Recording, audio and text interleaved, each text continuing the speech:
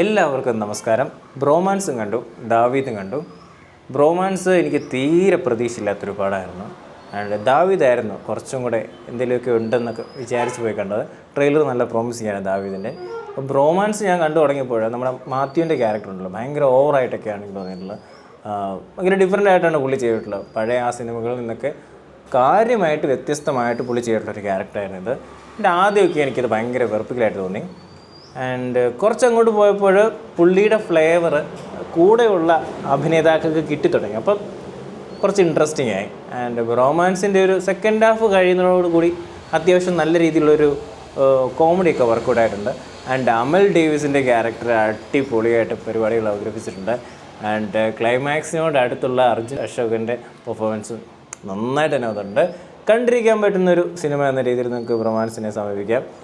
ഒരു fun entertainer പരിപാടി, ആവറേജിന് തൊട്ട് മുകളിൽ നിൽക്കുന്ന ഒരു സിനിമ എന്നൊക്കെ രീതിയിൽ ബ്രൊമാൻസിനെ കാണാം. ആൻഡ് ദാവീദാണ് ഞാൻ രണ്ടാമത് കണ്ടത്. എനിക്ക് പ്രതീക്ഷ ഉണ്ടായിരുന്നൊരു സിനിമ കൂടിയായിരുന്നു ദാവീദിൻ്റെ ആദ്യത്തെ പകുതി ഭയങ്കര ഡൗൺ ആയിരുന്നു. എനിക്ക് പറയാനുള്ളത് ഭയങ്കരമായിട്ട് ലാഗ് അനുഭവപ്പെട്ടുള്ളൊരു ഫസ്റ്റ് ഹാഫൊക്കെ തന്നെയായിരുന്നു. ഫസ്റ്റ് ഹാഫ് തീരാറാകുമ്പോൾ ഒരു രസം ഉണ്ടായിരുന്നെങ്കിൽ പോലും എന്തോ ഒരു നമ്മൾ പ്രതീക്ഷിക്കാത്ത രീതിയിൽ അല്ല വെച്ചാൽ കാര്യമായിട്ട് ബഡ്ജറ്റ് ഇല്ലാതെ അവതരിപ്പിച്ചുള്ളൊരു സിനിമ പോലെ തോന്നിയിട്ടുണ്ടായിരുന്നു.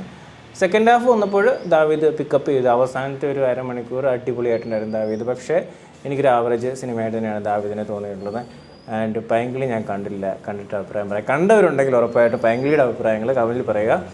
ഇപ്പോൾ സിനിമ കാണാൻ ടിക്കറ്റ് എടുക്കുന്നവർക്ക് അത് പ്രയോജനമാകും. ഓക്കെ, സോ ഇങ്ങനെയൊക്കെയാണ് ദാവീദ് ആൻഡ് ബ്രൊമാൻസ്. ഇതിൽ ബെറ്റർ ബ്രൊമാൻസ് തന്നെയാണ്. പ്രത്യേകിച്ച് യൂത്തിന് കുറച്ചും കൂടെ രസമാകും. അത്യാവശ്യം നൈസായിട്ടുള്ള ഫണ്ണി പരിപാടികളൊക്കെ ഉണ്ട്. സാഹചര്യ കോമഡികളുണ്ട്. എൻ്റെ ചിലർക്കിട്ടൊക്കെ കുത്തുന്ന രീതിയിലുള്ള പരിപാടികളും ഉണ്ട്.